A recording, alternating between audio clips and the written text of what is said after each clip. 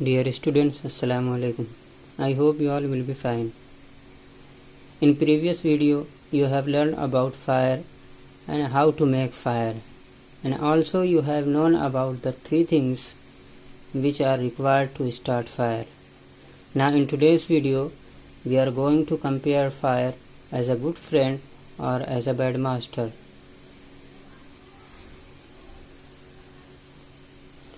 We can call it good servant when it is a friend, like it is helping us, but sometimes it is a bad master also. So to know that when it is a good servant and when it is a bad master, look into your book.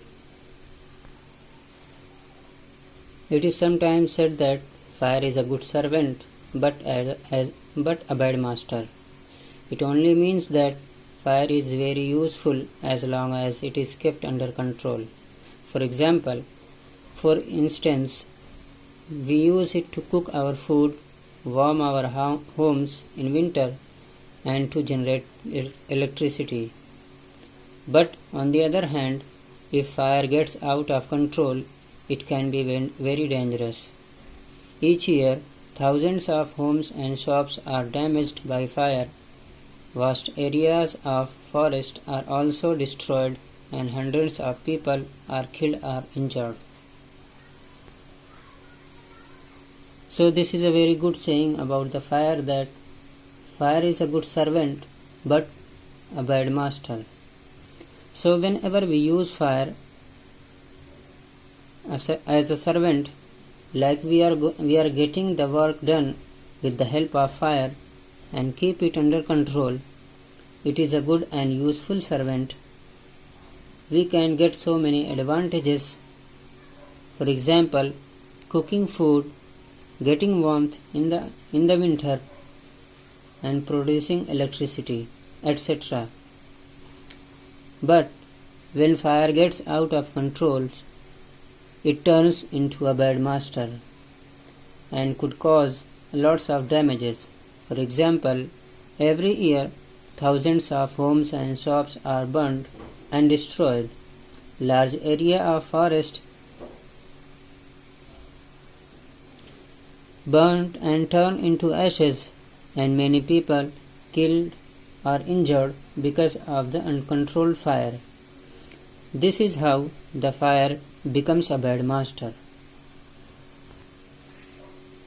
Now look at the next paragraph. Just as three things are needed to start a fire, there are three main ways in which a fire can be put out. In each, one of the three things needed for burning fire is taken away. For example, we can take away the fuel. If the fire has no fuel to feed on, no burning can take place. We often let a fire die out simply by not adding more fuel to it. So now, in this paragraph, it is talked about how we can put out the fire. So just like you have learned about three things which are required to make fire, so there are also three main ways in which we can put out the burning fire. Now it's very simple. We have discussed about three things which are needed to make fire.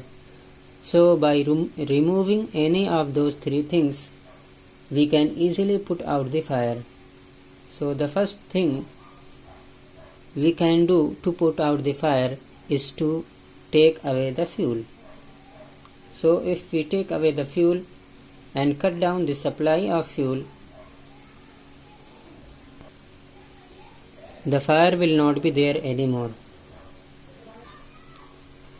It will be put out. Now look at the second way of putting out the fire. The second way of putting out a fire is to prevent oxygen from reaching it. No supply of oxygen means no fire. Small fires can be put out or smothered with a damp blanket or a sack. This stops oxygen reaching the burning materials. Sometimes Carbon dioxide is used to extinguish fire. It does not allow oxygen to reach the burning material.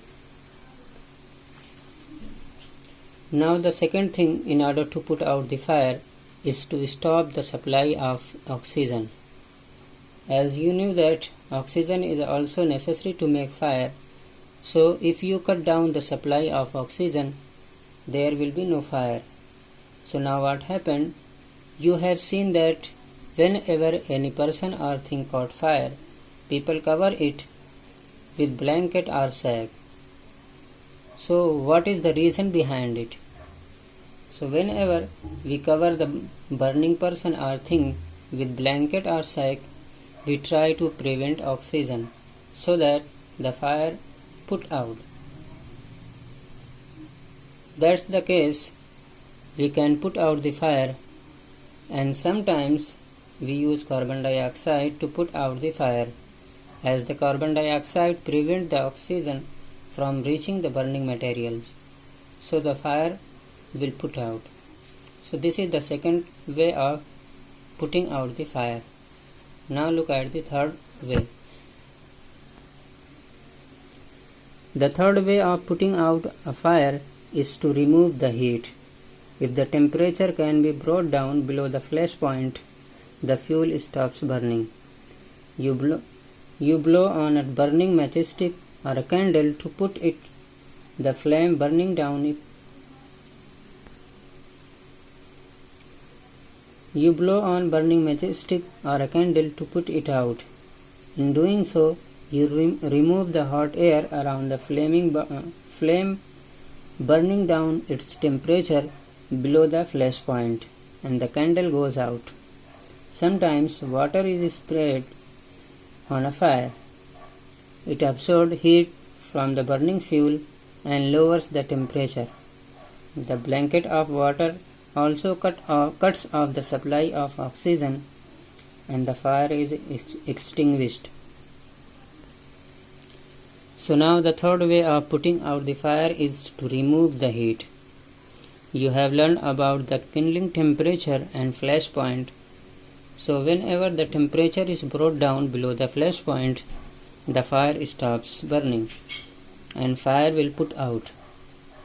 And you have experienced that whenever you blow, it means you exhale on a matchstick or burning candle, the heat or hot air is removed because of your blowing on that. So in result of that, burning matchstick or candle put out. And also you have seen that most of the cases when fire gets out of control, people call fire brigade, and mostly what they do, they put water. So why is water is used? So basically water removes the heat and brings the temperature down below the flash point, and also water stops the supply of oxygen and the fire stops. That's why water is used to put out the fire. So these are the three ways of putting out the fire. And this is your today's lesson. I hope you have understood it very well. Thank you very much for watching this video.